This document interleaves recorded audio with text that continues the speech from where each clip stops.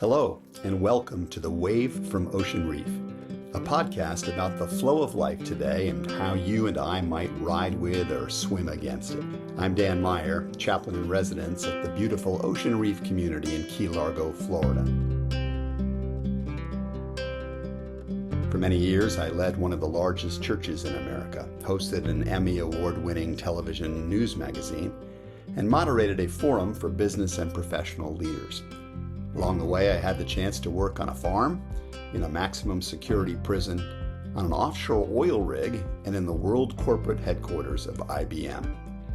These experiences, plus a political science education at Yale and degrees in theology from Princeton and Fuller seminaries, have made me fascinated with people and with the various predicaments and possibilities that shape the flow of human life.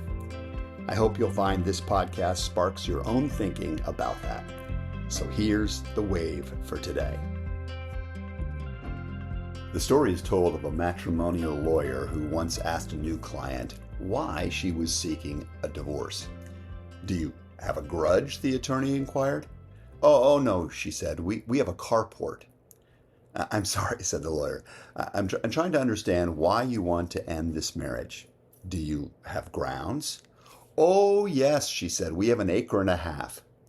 "No," said the lawyer. "There must be a cause for divorce. Did he beat you up?" "No, I get up before him most days," said the client. I don't understand," said the lawyer. "Why do you want to divorce your husband?" "Oh," she said. "Well, we just don't seem able to communicate." Let's be honest. Listening is hard. For many of us, it's a struggle to maintain eye contact, much less a mind meld with other people. Because the brain moves a whole lot faster than the tongue, we often free associate when others are talking. Somebody is telling us about his or her mother, and we think, I wonder how my mom is. What did she say she wanted for her birthday? And all the while, we're still politely nodding at the speaker. Yeah. People would be amazed to know what's going on behind the glazed eyes of our bobblehead. Others of us, I think, tend to measure the worth of a conversation by how much of what was on our mind got said. When someone else begins talking, our head starts assembling the pieces of what we're going to say next. And when the other person finally pauses to take a breath, we may break in, blurting out our argument, our better take on the subject, our correction of their viewpoint. We speak quickly, trying to say our piece before the other person can jerk the microphone away.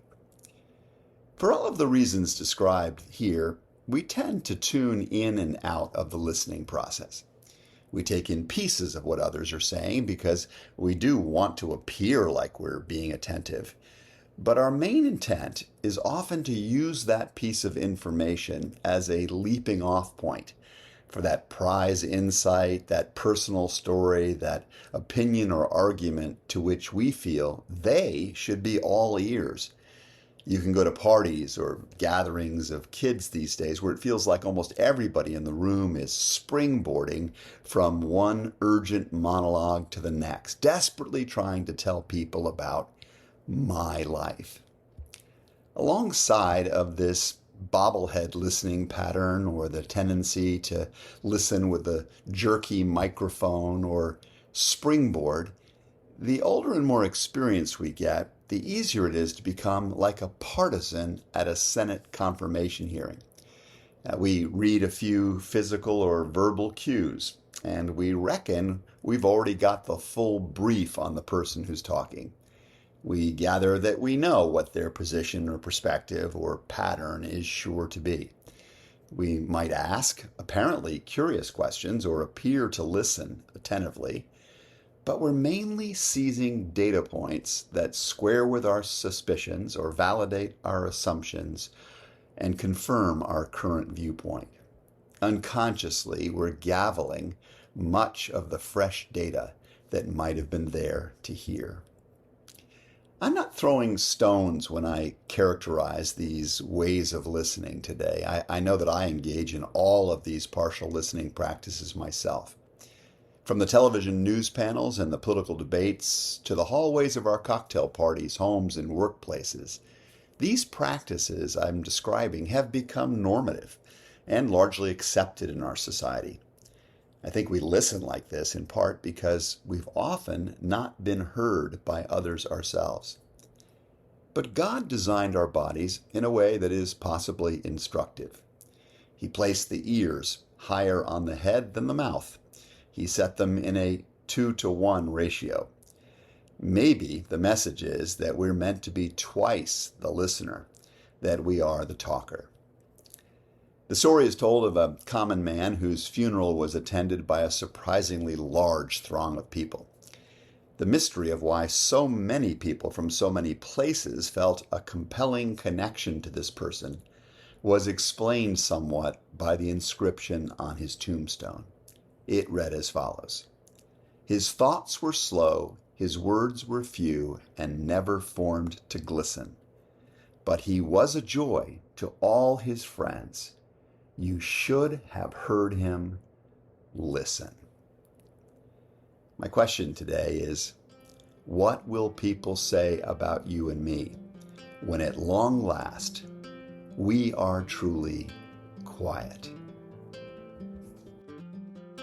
That's today's Wave from Ocean Reef. If you know of others who might appreciate this sort of content, I hope you'll pass it along or encourage them to find me on Apple Podcasts. Until next time, I'm Dan Meyer, hoping that the flow of life is good for you.